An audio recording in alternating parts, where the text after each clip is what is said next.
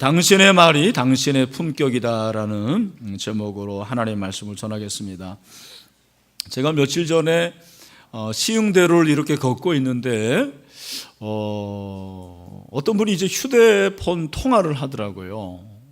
그런데 갑자기 그분이 쌍소리를 하는 거예요. 제가 이렇게 뒤돌아봤는데 세상에 자매예요, 자매. 여성인데 그렇게 정말 귀에 담지 못할 그 욕을 그렇게 하더라고요. 여러분 아시는 대로 요즘은 욕에는 남녀 구별이 없더라고요.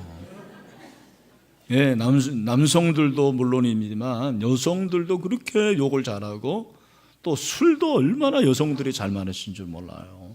그래서 우리 여성들이 참 용기 있고 대담한 것 같아요.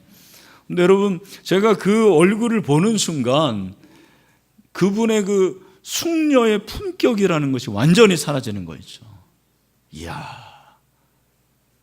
여러분 우리에게는 이제 품격이 있는데 그 품격을 결정하는 그러한 요인 중에 하나가 뭐냐면 언어예요. 언어. 생긴 건 아주 잘생기고 그리고 멋지게 생겼는데 하는 말이 그냥 쌍스러운 말, 욕을 그렇게 해내면 그 품격이 온데간데 없이 사라지는 거죠. 여러분 성경을 보면 성경이 하나님의 말씀인데 기독교는 말씀의 종교입니다. 태초에 뭐가 있었습니까? 말씀이. 하나님께서 이 1189장을 우리에게 주시고 이 말씀을 통해서 우리에게 계속해서 음성을 들려주시는데 그 말씀 중에서 많은 부분을 차지하는 게 뭐냐면 인간의 말이에요. 말, 언어. 아마 여러분 아실지 모르겠는데 그 감자탕 교회의 조현삼 목사님이 한번 강의를 들어본 적이 있는데 그분은 이 말이라는 주제를 가지고 이 한 주제를 가지고 교회에서 3년을 설교했다고 그러더라고요. 여러분 놀라는 게 당연합니다. 지금 말이라는 주제 하나를 가지고 3년을 그렇게 설교를 했다는 거예요. 왜냐하면 이분이 젊었을 때 예수님을 믿고 발견한 게 뭐냐면 하나님께서 말을 너무 중요시 여기다라는 거예요. 이 언어가 너무너무 중요하다는 것을 발견을 하고 성도들에게도 이 말의 중요성을 가르쳐 줘야 되겠다 생각을 해가지고는 자그마치 3년 동안 설교를 했다라는 거예요. 여러분 한번 제가 물어보겠습니다. 여러분 언어 생활을 잘하고 계십니까? 실수를 안 하십니까? 제가 생각해 보니까 죄를 짓는 것보다 어쩌면 더 우리가 말의 실수를 많이 할 것 같아요. 말의 실수. 그래서 성경은 뭐라고 그럽니까? 야고보서 3장 1절 2절에 보면 너희가 말에 실수가 없으면 완전한 자라고 그랬어요. 완전한 자. 그런 의미에서 우리는 다 이 부분에 대해서 자유할 수가 없는 것입니다. 할 아본이라는 사람은 이런 말을 했더라고요. 천사와 악마의 차이는 모습이 아니라 그가 하는 말이다. 천사와 악마의 차이가 뭐라고요? 말. 모습이 아니고 말이라는 거예요. 여러분 천사 같아도 그 속에서 나오는 말이 악마 같으면 그건 악마예요. 그러나 겉모양은 별 볼 일 없지만 그 말이 덕스러운 말, 아름다운 말, 사랑스러운 말, 선한 말, 격려의 말을 하기만 한다면 그 사람은 천사가 되는 거예요. 저는 여러분들이 천사가 되기를 축원합니다. 오늘 본문은 예수님이 언어에 대한 교훈을 말씀하신 거예요.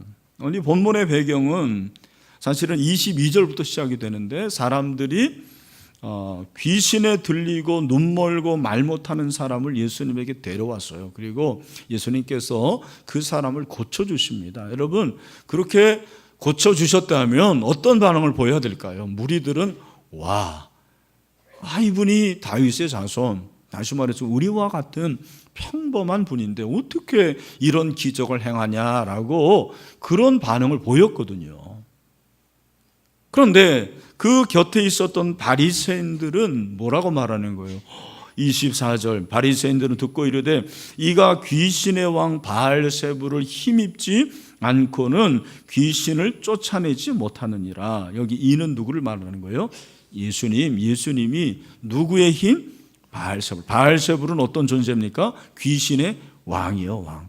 귀신의 왕의 힘을 빌리지 않고는 어떻게 이 귀신을 쫓아낼 수가 있겠느냐. 그런 말을 하는 거예요. 이런 말을 뭐라고 그래요? 예. 비난하는 말이라고 하죠. 초를 친다고 그러잖아요. 예수님의 신성을 비난합니다. 예수님의 능력을 평가절하합니다. 예수님께서 그들의 말을 들으시고 뭐라고 말씀하십니까? 우리 다 같이 25절 말씀을 같이 한번 읽어보죠. 시작.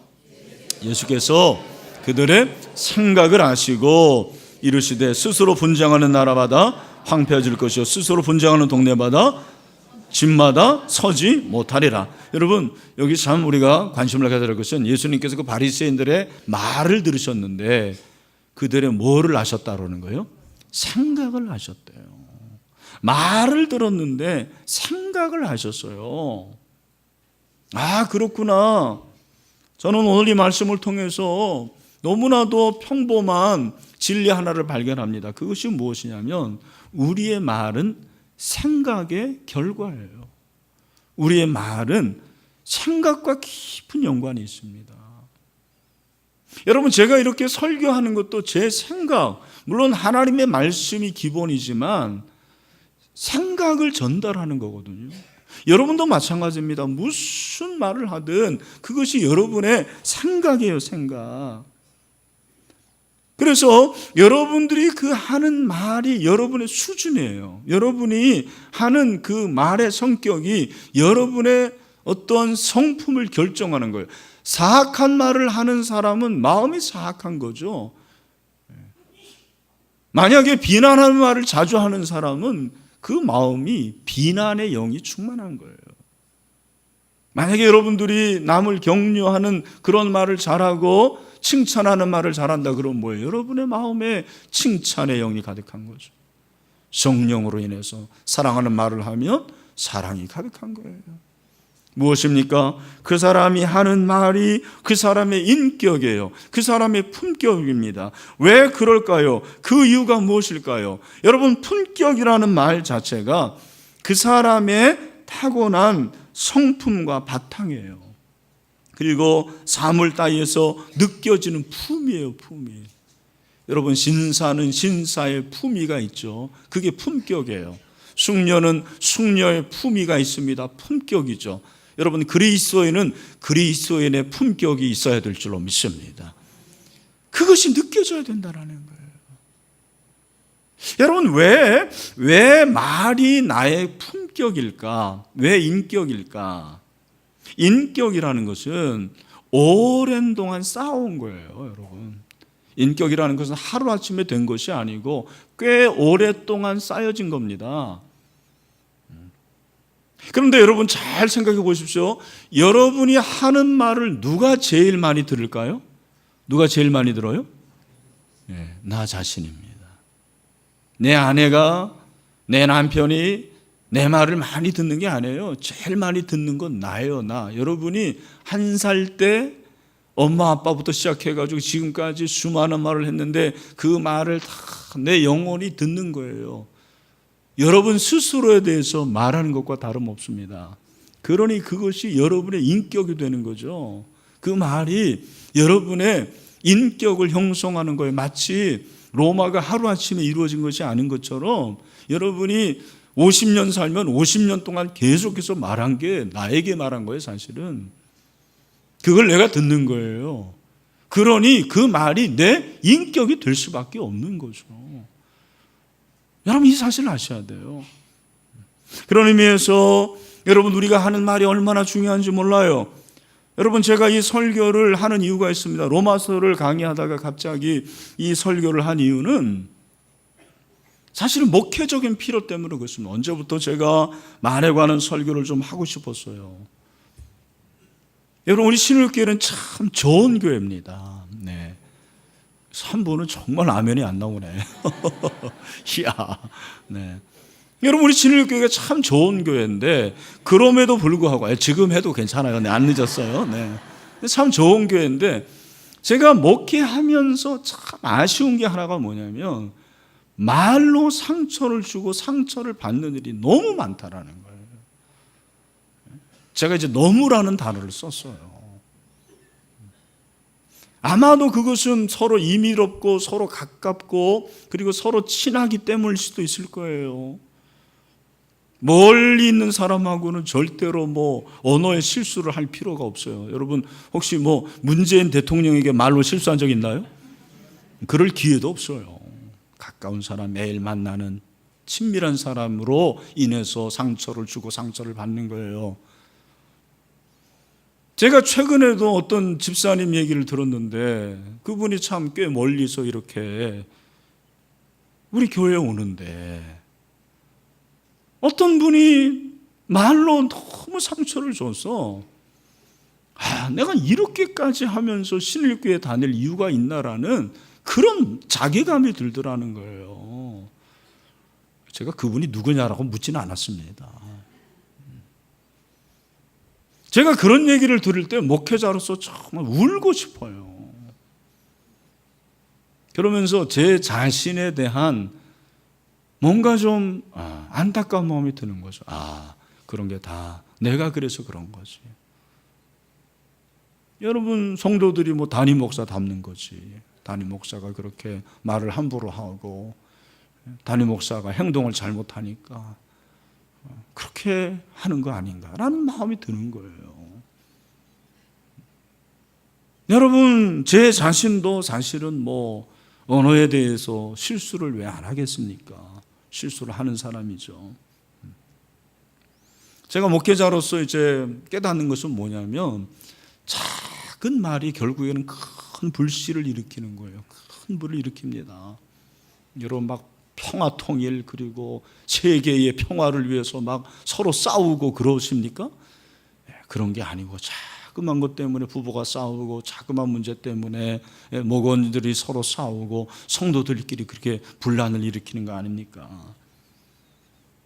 근데 여러분, 제가 제자 훈련을 시키고 그리고 목회를 하면서 이렇게 발견하는 것이 무엇이냐면, 한국교회 성도들은 의외로 신앙이 좋은 그 기준을 많이 잘못 알고 있어요. 그래서 신앙이 좋다라는 것은 그냥 예배 시간에 맨 앞자리 오고 이렇게 찬양대 옷 입고 봉사하고 그리고 전도하고 그러면 신앙이 좋은 걸로 알아요. 물론 일면일 수 있겠죠. 그러나 성경을 잘 보면 신앙이 좋다라는 것은 말과 행실이 하나 되는 거예요. 뭐가 하나 되는 거? 말과 행실이 하나 되는 거. 그리고 성경을 잘 보면 언어가 성숙해야지 그 사람이 신앙이 좋은 거예요. 겉으로는 신앙이 좋은 것 같은데 늘 뒤에서 험담하고 그리고 소문을 퍼뜨리고 이런 사람들은요, 신뢰할 수가 없는 거예요. 근데 저에게도 그런 모습이 있다는 거죠. 여러분, 사역자로서 우리가 쓰임 받으려면 하나님께서 우리를 만져주셔야 되는데, 제일 먼저 만져주셔야 될 것이 사실 우리 마음이에요. 마음. 그래서 우리의 마음이 깨지고 그리고 우리가 죄를 회개하고 자복하면 내가 새로운 삶을 살겠다라고 그렇게 고백을 하죠. 동시에 필요한 것이 뭐냐면 입술을 하나님께서 만져주시는 거예요. 저는 이사야서 6장을 통해서 그걸 알았습니다. 여러분이 아시는 대로 이사야가 선지자로서의 사명을 받는데 하나님께서 환상을 보여주시고 거기에 스랍들이 그냥 성전에서 창화하고 찬송하는 거예요. 거룩하다, 거룩하다, 거룩하다. 삼중 거룩이죠. 최고의 거룩을 말하는 거예요. 그 거룩한 현장에서 그 이사야가 소명을 받는데, 하나님께서 그에게 소명을 주시기 전에 어떻게 말씀하시는지 아십니까? 이사야서 6장 5절 6절을 보니까 그때 내가 마르되 화로다 나여 망하게 되었도다. 나는 입술이 부정한 사람이요 나는 입술이 부정한 백성 중에 거주하면서 만군의 여호와이신 왕을 배웠음이로다 하였더라. 그때 그 스랍 중에 하나가 부젓가락으로 제단에서 집은 바 핀 숯을 손에 가지고 내게로 날아와서 그것을 내 입술에 대며, 뭐에 대며요? 입술에 대며 이르되 보라, 이것이 내 입에 닿았으니 내 악이 제하여졌고 내 죄가 사하여졌느니라. 아멘. 이사야의 죄가 사하여진 것이 입술이 정하게 된 것이라고 말씀을 하시는 거예요. 여러분, 선지자는 하나님의 말씀의 권위와 동등한 사람이에요. 그 선지자가 사명을 감당하는데 제일 먼저 필요한 것은 능력이 아니었습니다. 학식이 아니었습니다. 네 입술이 깨끗해진다는 거예요. 그의 입술이 깨끗하게 되고, 그가 유명한 8절에서 자신의 사명을 고백을 하는 거죠. 내가 또 주의 목소리를 들으니 주께서 이르시되 내가 누구를 보내며 누가 우리를 위하여 갈고 하시니. 다 같이 시작. 그때 내가 이르되 내가 여기 있나이다. 나를 보내소서. 내가 여기 있나이다. 여러분, 하나님의 일을 감당하기를 원하십니까? 여러분의 입술이 정케되기를 소원합니다. 이와 같은 변화가 있어야 돼요. 이사야와 같은 변화가 있어야 돼요. 오늘 예수님의 말씀을 들어보십시오. 33절, 나무도 좋고 열매도 좋자 하든지 나무도 좋지 않고 열매도 좋지 않다 하든지 하라. 그 열매로 나무를 아느니라. 여러분, 이 나무 여러분 보시지 않습니까? 비록 이 나무는 열매는 없지만 열매 있는 나무는 그 나무가 좋은지 나쁜지를 어떻게 알 수 있어요? 뭘 보면 알아요? 열매를 보면. 그러나 그 열매가 좋으려면 뭐가 좋아야 된다? 나무가 좋아야 돼요. 여러분, 여기서 나무는 뭘 말할까요? 우리의 마음이에요. 마음. 열매는 뭡니까? 내가 하는 말이에요. 말을 보면 여러분의 마음을 알 수가 있다라는 거예요. 그 마음을 깨끗하게 하라는 거죠. 마음을 선하게 하라는 거예요. 마음이 변화되어야 된다는 것입니다. 34절, 독사의 자식들아, 하나님께서 여러분 그 예수 그리스도를 사랑의 사신으로 보내셨는데 예수님에 의해서 입에서 독사의 자식들아, 너희는 악하니 어떻게 선한 말을 할 수가 있느냐? 이는 마음에 가득한 것을 입으로 말함이라. 여러분, 나무와 열매의 비유를 말씀하신 예수님께서 악한 말을 하는 바리새인들을 향해서 독사의 자식들이래요. 정말 무서운 책망입니다. 바리새인들이 예수님에 대해서 바알세불의 힘을 빌어서 귀신을 쫓아냈다고 한 말은 그들의 마음이 약했기 때문이라는 거예요. 그들의 마음이 비뚤어진 것입니다. 마음이 사악했습니다. 마음이 더러웠습니다. 저는 이 말씀을 보면서 왜 우리가 악한 말을 할 수밖에 없는지 이유를 알았어요. 여러분, 그 이유가 뭔지 아십니까? 저와 여러분이 죄인이기 때문에 그런 거예요. 그런 의미에서는 사실은 상대방이 나에게 나쁜 말, 악한 말을 하더라도 그 모습이 사실은 내 모습이에요. 내 모습. 너무 이상하게 생각할 것도 없습니다. 어쩌면 당연하게 여기게 돼. 왜? 나도 죄인이니까. 내가 그런 말을 하니까. 내 마음에 그런 악한 마음이 있으니까. 여러분, 사람은 마음에 가득한 것을 입으로 말할 수밖에 없는 거예요. 그런데 우리 마음에 가득한 게 악이거든요. 죄거든요. 그러니 우리가 언어 생활에서 실패할 수밖에 없어요. 35절, 선한 사람은 그 쌓은 선에서 선한 것을 내고 악한 사람은 그 쌓은 악에서 악을 내느니라, 그렇게 말씀하시는 거죠. 34절과 35절은 같은 맥락이에요. 마음에 가득한 것을 입으로 말한다는 거예요. 여러분, 그렇습니다. 여러분이 정말 마음에 가득한 것은요, 말할 수밖에 없는 거예요. 어디 음식점에 가서 맛있는 거 먹었다 그러면 말할 수밖에 없는 거예요. 왜? 마음에 가득하니까. 제가 재밌는 얘기를 들었어요. 한 아이가 수학을 그렇게 못하다가 수학을 열심히 해가지고 드디어 수학 100점을 맞았어요. 너무너무 기쁜 거예요. 이 기쁜 소식을 누구에게 알려야 되겠습니까? 예수님에게 알려야 된다고 하는 사람 있는데, 누구에게 알려야 돼요? 엄마에게. 그래서 그냥 끝나자마자 뒤도 돌아보지 않고 그냥 쏜살같이 달려가지고 엄마에게 시험지를 내밀었어요. 엄마, 나 드디어 수학에서 100점 맞았어. 수학 100점 맞았다고 그랬더니 엄마가 하는 말, 국어는. 이게 바로 그 엄마의 마음이에요. 그 엄마의 마음에는 뭐가 가득 찬 거예요? 100점이 가득 찬 거예요. 여러분, 그 자녀가 참 그렇게 노력해서 점점점 향상이 되고 잘했으면은 격려가 가득 차야 되잖아요. 아유, 잘했다. 정말 수고했다. 가문의 영광이다.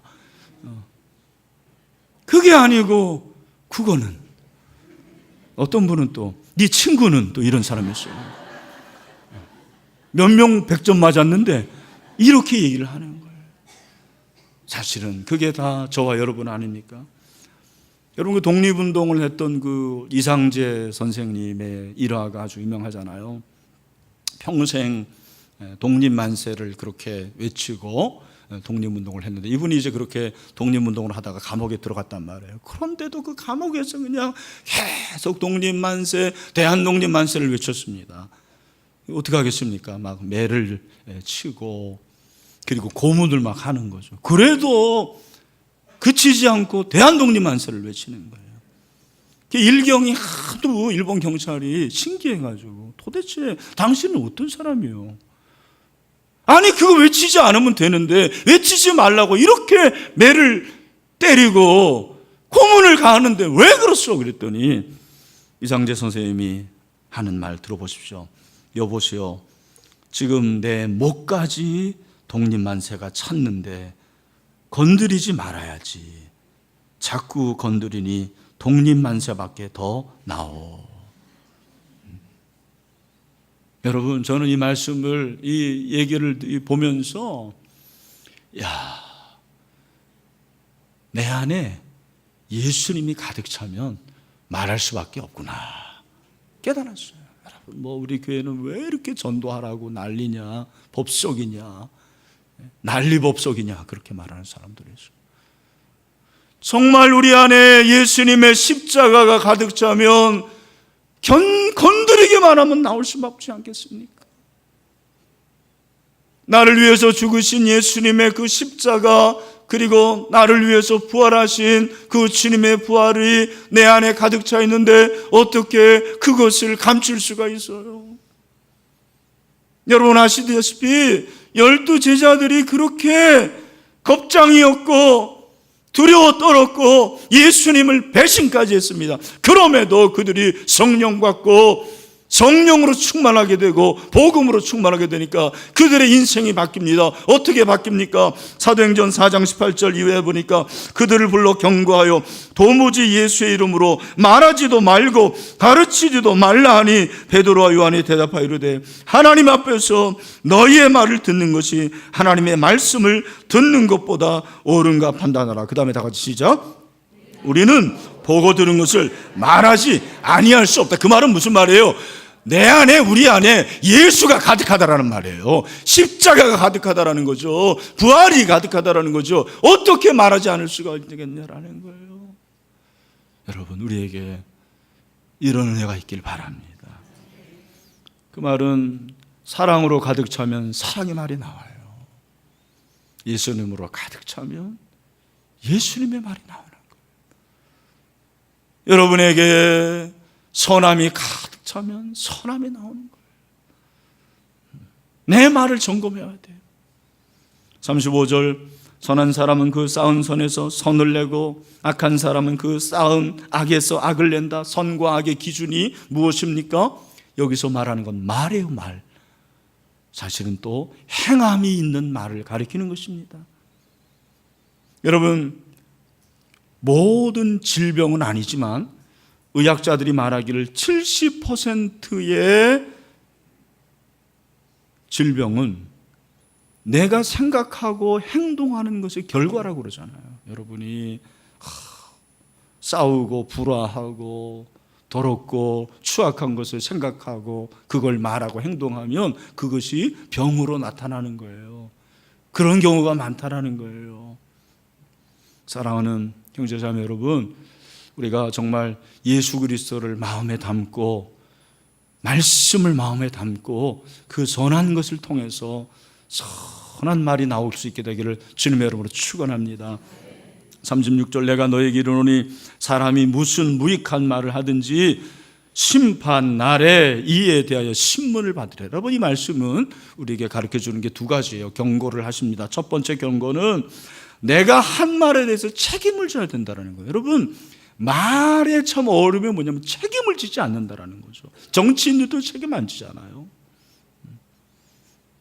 여러분, 우리는 더더욱 그렇습니다. 교회 안에서 자기가 한 말에 대해서 책임 안 지죠. 내뱉으면 그 말입니다. 그러나 여러분, 그렇지 않다라는 거예요. 우리가 하나님의 심판 앞에 서면 내가 한 말에 대해서 책임을 져야 된다라는 거예요. 특별히 여러분, 내가 말만 하고 행동하지 않으면 더 그렇다라는 거예요. 사실은 여기 무익하다라는 말의 의미가 뭐냐면 쓸데없다라는 말이 아니에요.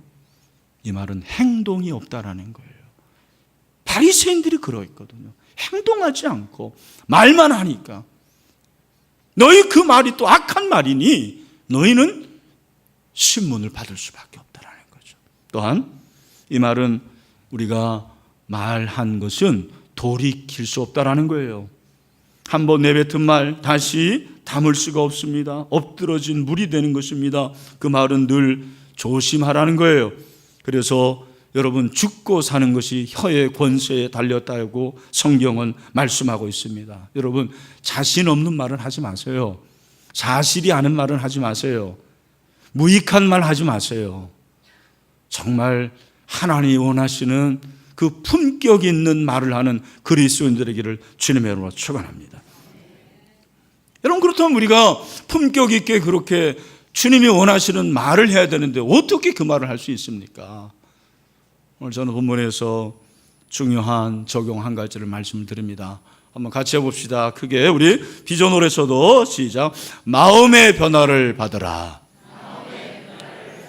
우리 한 번 더 합시다. 마음의 변화를 받으라. 여러분이 바리새인들은 뼛속 깊숙이 뭐가 있었냐면 악한 마음이 숨겨져 있었던 거예요. 그 악한 마음이 결국 말로 갑자기 나오는 것입니다. 예수님은 그 마음이 변화돼야 된다라는 거예요. 여러분, 사실 그렇지 않습니까? 오늘 제가 이제 언어 생활에 대해서 얘기하지만 세상 사람들도 언어 생활 많이 얘기해요. 여러분, 텔레비전을 들어보십시오. 언어에 관한 세미나, 언어에 관한 토크쇼가 얼마나 많습니까? 여러분, 그런 책도 많아요. 죄송한 얘기입니다만 언어로 말한다면 믿지 않는 사람들이 저희들보다 훨씬 덕을 세우는 말을 잘할 수도 있어요. 어떤 면에서 기독교인들의 말이 제일 세다라고 얘기를 합니다. 아마 그 이유는 믿음이 세기 때문이 아닌가 생각합니다. 믿습니다. 그러니까 무조건 세게 말하는 거예요. 우리에 비해서 상대적으로 천주교인들은 굉장히 부드럽습니다. 여러분, 믿음이 좋다라는 것이 과연 무엇인가를 우리에게 말해주는 부분인데, 예수님이 말씀하시는 건 뭐냐면 우리의 말을 고치기 전에 뭐를 고치라? 마음을 고치라는 거예요. 말은 마음의 결과이기 때문에 마음이 바뀌어야 된다는 거죠. 너희는 이 세대를 본받지 말고 오직 마음을 새롭게 함으로 변화를 받아. 할렐루야. 여러분, 마음이 변화되기를 간절히 소원합니다. 아니, 그러면 또 마음이 변화되는 게 어떻게 되면 마음이 변화되는 거예요? 이 부분이 헷갈려하는 부분이에요. 많은 성도들이 몰라요. 아니, 마음이 새롭게 되려면 어떻게 되느냐? 부흥에 참석해야 됩니까? 제자 훈련 받아야 됩니까? 기도에 참석해야 되는 거예요? 제가 가르쳐 드릴게요. 여러분, 마음이 변화되려면 내면을 말씀으로 채워야 돼요. 무엇으로? 말씀으로. 무엇으로? 말씀으로. 우리가 마음을 가꾸는 방법이 바로 말씀으로 채우는 것입니다. 여러분, 제가 말에 대해서 얘기를 하는데 이미 여러분들 가운데서 머리에 이 말에 관한 정보를 가지고 있는 사람들이 많아요. 나름대로 말, 언어 내가 배우기도 했고 훈련한 분들도 있을 거예요. 그러나 여러분, 그것이 중요한 게 아니라는 것입니다. 더 중요한 것은 무엇입니까? 우리의 마음을 리셋을 해야 돼요. 그리고 그 가운데 하나님의 말씀을 심으면 되는 것입니다. 여러분, 왜 말씀 묵상하십니까? 사실은 삶의 변화를 위해서 말씀 묵상하는 거예요. 오늘 여러분 왜 이렇게 설교를 듣습니까? 하나라도 변화시키려고 설교 듣는 거예요. 제가 왜 설교합니까? 여러분들 변화되라고 설교하는 거예요. 그런데 어떤 분들은 변화 안 되기로 작정을 한 분들이 있어요. 참, 그것도 은혜더라고요, 보니까. 여러분, 그 말씀 묵상, 특별히 하나님의 말씀은 저와 여러분의 마음을 변화시키는 능력이에요, 능력. 그것으로 우리의 언어가 바뀌어지게 되는 거예요. 벤 카슨이라는 그 외과 의사를 아시는 분들이 있을 텐데, 제가 한번 소개한 적도 있는데, 그 샴 쌍둥이, 그 머리가 붙은 쌍둥이를 분리해가지고 세계적인 그 외과 의사가 됐습니다. 근데 이 벤 카슨이 어렸을 때는 굉장히 문자였더라고요. 이혼녀의 아들이고, 그리고 또 불량 소년, 친구와 맨날 싸우고, 빈민가 출신이고, 또 당연히 공부도 못하죠. 늘 F. 근데 이분이 이제 드디어 이제 외과 의사가 되고 세계적인 의사가 됐단 말이에요. 한 번은 기자가 물었답니다. 어떻게 당신은 그 불량 소년에서 세계적인 외과 의사가 됐습니까? 그랬을 때 주저하지 않고 한마디 했습니다. 나의 어머니 때문입니다. 나의 어머니 시오나 카슨 때문입니다. 나의 어머니는 늘 나를 격려해 주셨고, 너는 할 수 있어. 너는 노력만 하면 될 거야. 자신 있게 얘기했더라고요. 여러분, 시오나 카슨이 어떤 여인인지 아십니까? 이 여인도 얼마나 불행한 여인인지 몰라요. 초등학교 3학년 중퇴. 여러분, 초등학교 3학년 중퇴도 있나요? 이혼했고, 하나 있는 아들이 그렇게 문제하고, 가장 최극빈. 어떻게 해야 되겠습니까? 살아야 되는데 못 살겠어요. 그래서 다량의 수면제를 모아다가 어느 날 먹고 자살을 해요. 시도를 한 거죠. 근데 실패를 했어요. 실패하고 병원에 누워서 투병생활을 하는데 어느 날 한 교인이 와서 전도를 한 거예요. 예수를 믿으라고. 근데 예수님을 만났어요. 중간에 예수를 믿는 사람들은 어렸을 때부터 성경 읽는 사람들과는 좀 다른 것 같아요. 성경을 얼마나 열심히 읽는지. 그 성경을 읽는 가운데서 말씀으로 생각이 바뀌고, 말씀으로 세계관이 바뀌고, 언어가 바뀌게 된 거죠. 그래서 초등학교 3학년 중퇴였던 이 시오나 카슨이 검정고시로 전문대학까지 갔어요. 미국 그 커뮤니티 칼리지가 있죠. 그러면서 이제 그가 계속해서 아들에게 격려를 하는 거예요. 너는 할 수 있다. 너는 대단한 아이야. 너는 노력하면 돼. 여러분, 그 엄마의 말이 아들을 세계적인 외과 의사로 만들었습니다.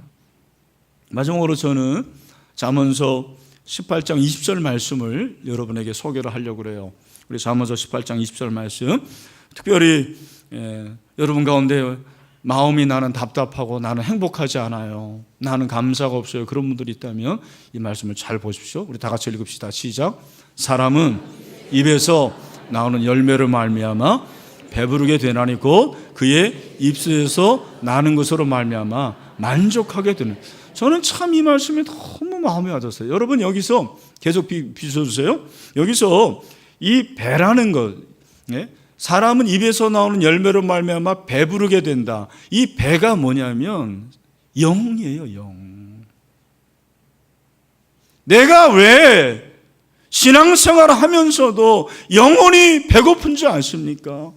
왜 감사하지 않는지 아십니까? 왜 불평하지 않는지. 물론 여러분 중에서는 타고 태어난 게 원래 그렇고 집안이 그렇고 내 환경이 그런 사람도 없지 않아 있어요. 인정합니다. 하지만 성경이 말하는 게 뭐냐면 네가 배고픈 말을 너에게 계속 하기 때문이라. 미쳐 죽겠다. 짜증나서 미치겠다. 왜 이 집구석은 이 모양이냐? 저 왼수는 죽지도 않냐? 우리 자식은 왜 이 모양이냐? 뭐예요? 여러분의 말로 가난을 사는 거예요. 여러분의 말로 영적인 빈곤을 사는 거라는 거예요. 그러니까 늘 영혼이 배고픈 거예요. 늘 영혼이 메마른 거예요. 여러분, 예수 믿어도 배고픈 인생들이 있더라고요. 저는 여러분들의 언어가 여러분의 영혼을 배부르게 하는 언어로 바뀌었으면 좋겠어요. 감사합니다. 축복합니다. 사랑합니다. 이게 바뀌어져야 돼요, 여러분. 그러면 여러분의 얼굴이 바뀌어져요. 인생이 바뀌어지고, 여러분의 인생이 바뀌어지면 누군가가 변화되는 그런 역사가 있게 될 줄로 저는 믿습니다. 그래서 오늘 이번 주에 이제 미션을 하나 드리는데, 제가 주보 칼럼에 그 당신의 말 속에 성공이 들어있다라는 그 칼럼을 쓰면서, 이게 제가 보니까 말을 해야 되는데 어떤 말을 해야 될지를 모르는 분들도 많더라고요. 축복의 말을 하십시오 그러면 그냥 축복합니다 딱 그러면, 그게 뭐가 축복의 말입니까? 제가 그래서 아예 그냥 상세하게 대상도 적어드렸고, 멘트까지 적어드렸어요. 여러분이 할 일은 뭐다? 활용하면 되는 거예요. 그래서 직접 말하기도 하고, 그게 좀 쑥스러운 그런 분들 계세요. 말해야 안 하고 그런 분들이 있습니다. 그런 분들은 문자라도 카톡이라도 하십시오. 자, 남편과 아내 서로에게 우리 한번 같이 읽어봅시다. 시작. 여보, 다시 한번. 우리 비전홀에서도 하고 있습니까? 자, 주보를 또 없는 분들은 옆에 있는 분들과 같이 쉐어하세요. 자, 시작. 여보, 사랑해요. 당신이 최고예요. 당신이 내 곁에 있어줘서 행복해요. 우리 부부로 앉은 분들은 한번 손 한번 잡아주세요. 그런 분들이 많이 없는 것 같은데, 여기 보니까. 그런 분들은 저기 비전홀에 많이 앉아있는 것 같은데. 그 다음에 자, 우리 자녀에게도 시작. 널 사랑한다. 내가 정말 내 아들, 딸이란 게 자랑스러워. 너는 최고의 아들, 딸. 우리 자녀들과 함께 있는 분들 한번 손 한번 잡아주세요. 그렇게. 마지막으로 우리 동료 이웃에게 시작. 친구가 있어 행복해. 내가 옆에 있어서 얼마나 큰 힘이 되는지 몰라. 고마워. 축복한다. 할렐루야. 여러분, 이렇게 되기를 축원합니다. 말씀을 맺습니다. 여러분, 삶의 변화는 제가 볼 때는 언어의 변화예요. 여러분의 언어만 변화되면 여러분의 인생은 반드시 변화가 됩니다. 그런데 그 변화가 축복의 변화가 되는 거예요. 그래서 여러분의 입술을 하나님의 말씀으로 날마다 가득 채우시고, 여러분의 마음을 예수 그리스도로 말씀으로 가득 채우시길 바랍니다. 마지막으로 말씀드립니다. 여러분, 배고픈 말 하지 마세요. 허기진 말 하지 마세요. 늘 영혼을 배부르게 하는, 그래서 여러분의 품격이 그리스도인의 품격으로 변화되는 역사가 있게 되기를 주님의 이름으로 축원합니다. 이 시간에 마지막 찬양합니다. 나의 입술에